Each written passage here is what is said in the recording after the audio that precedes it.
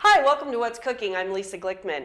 Today we're going to be doing a really fun thing for the holiday season that you can put together, and it can kind of sit out as people stop by and come over and leave, and it's really, really nice. We're doing a cheese fondue. We're doing a classic fondue today, and it's really quite simple, but it's really fun to do. So we start off with a pan. You want a pan that's big enough to hold about 3 or 4 cups of fondue. So we're going to start off with a garlic clove. You just take either end off and give it a smack.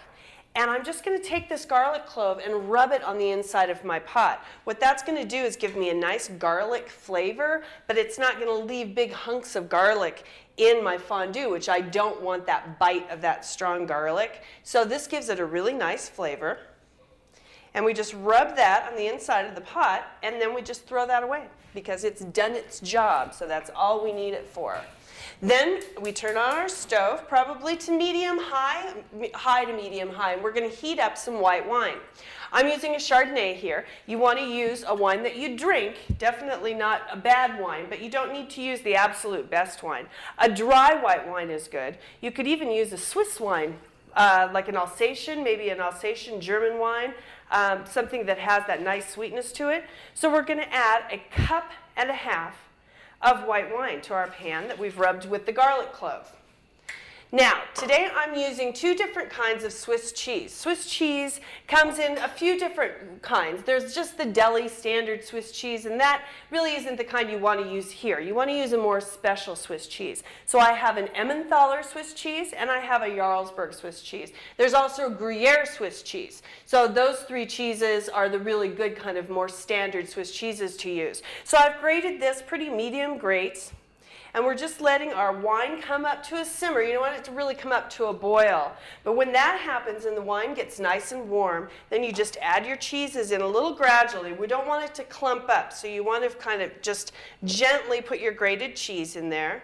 So there it goes, the Jarlsberg. And then in goes the Emmentaler. And then you want to stir this until it melts. Now it's important to kind of stir it in a crisscross motion. You don't want to go around and around. It'll just turn into one big clump. So you want to gently just kind of do a zigzag motion until all that cheese is melted. Now we've got our cheese all melted down. It's all nice and creamy and melted. And now we're going to thicken it just a little bit. I'm using some Kirsch. Now Kirsch is a cherry liqueur.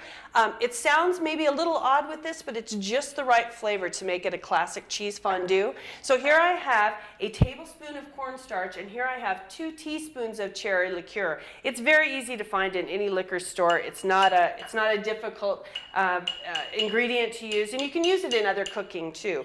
But we're going to use this in our cornstarch to make a slurry. And what the slurry is going to do is just thicken this cheese and wine mixture over here.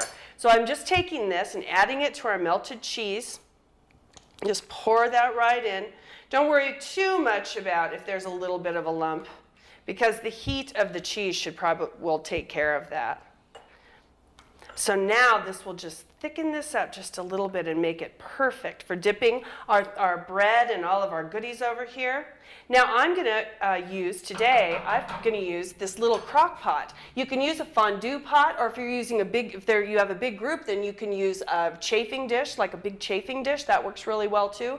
But look at all these beautiful things I put around our fondue. It's not just for bread. Here I have some bread. I have some pan-roasted Brussels sprouts.